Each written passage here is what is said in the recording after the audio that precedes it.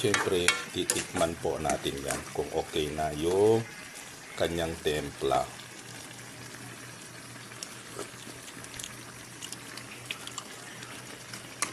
Ayan. Tama lang po mga boss ka-idol. Magandang araw. For today's video, tayo ay magluto na naman ng ating ulam. Magluluto po tayo ng pork adobo na lagyan po natin ng maraming kangkong para makasya sa pamilya. Isang tips na naman po ng masarap at simpleng ulam. Ayan, naglagyan na po natin ng asin at saka paminta itong ating pork. Ayan. Mga simpleng ulam sa probinsya, mga boss. Yan dito sa ating kalan, tayo ay nagsalang na ng kawali. At siyempre, ayan, magsangkutsa po tayo ng sibuyas at saka bawang.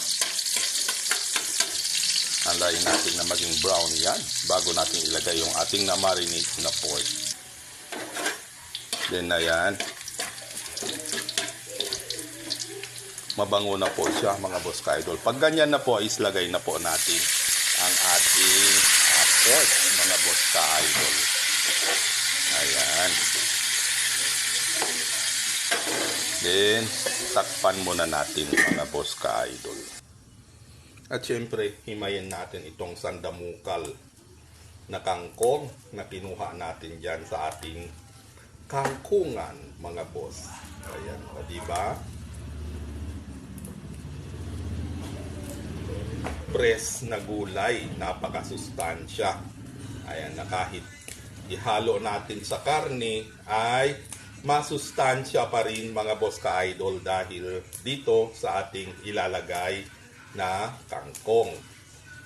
Adobong pork na meron siyang twist na madaming kangkong. Ayan o. Sino na po ang nakakaranas ng pagluluto ng ganito? Ayan.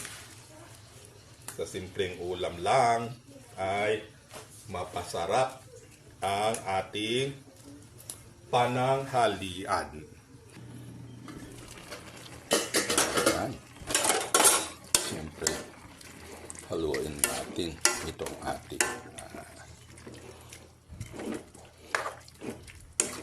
pork. Ayan. May malaking buto.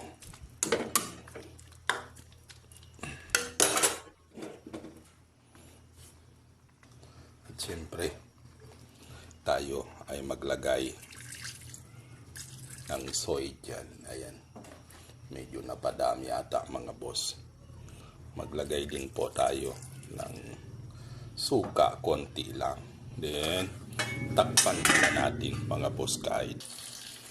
At syempre, huhugasan natin at ang ating kangkong.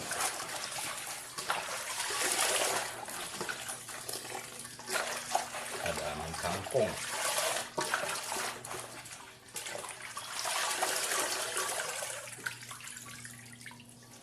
Ayan.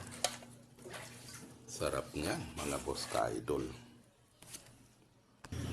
Yan dito po sa kabila ay tayo ay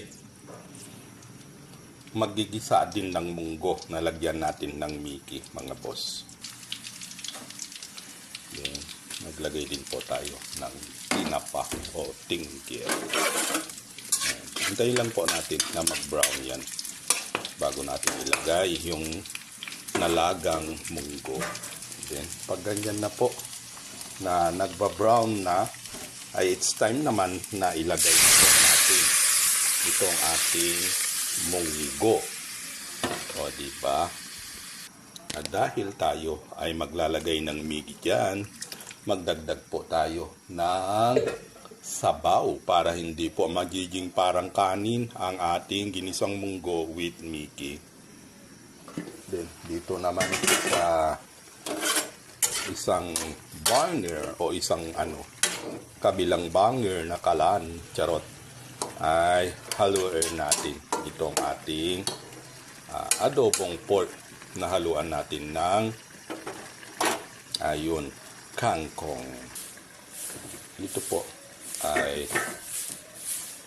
maglalagay po tayo ng asin. Ayan.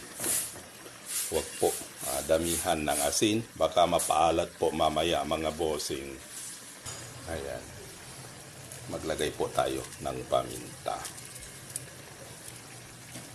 At saka pampalasa. Ayan.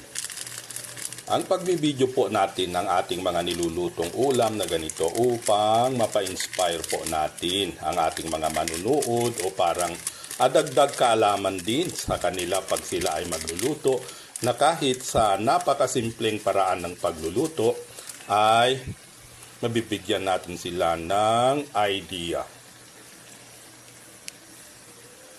Yan, haluin mga boss kayo.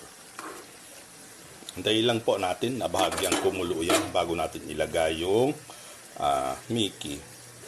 Then dito naman sa kabila ay medyo natuyo na po ang tubig nitong ating pork adobo. It's time naman na ilagay natin ang ating sandamukal na kangkong. Ano ba yan? Nasama pa yung oh my God. Ayan. Ganyan talaga. Walang perfecto sa pagluluto. Ayan. At syempre, tatakpan po natin yan, mga boss ka-idol. Yan, dito naman sa kabila ay ilagay na po natin yung ating Mickey, mga boss ka-idol. Hindi po kadamihan ng Mickey. Yung tama lang po. Yan po ang teknik ng masarap na munggo na may Mickey. Ayan. Gawin nyo po to mga boss ka-idol. Ang sarap nito. Ito po ang paborito naming ulam dito sa Isabela. Particularly sa may Ilagan o sa may northern part ng Isabela. Ganito po ang kadalasang inuulam namin. O diba? Ang sarap. Then, dito naman sa kabila. Yan. Maglagay na po tayo ng pampalasa dito sa ating adobong pork na meron pong kangkong. Ayan. Kakaibang ulam.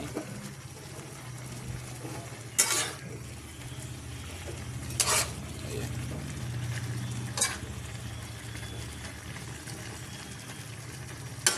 Sarap po yan, mga boss ka-idol.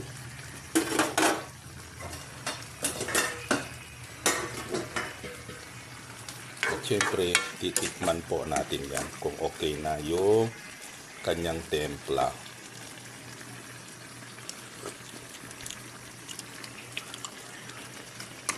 Ayan. Tama lang po, mga boss ka-idol. Ayan.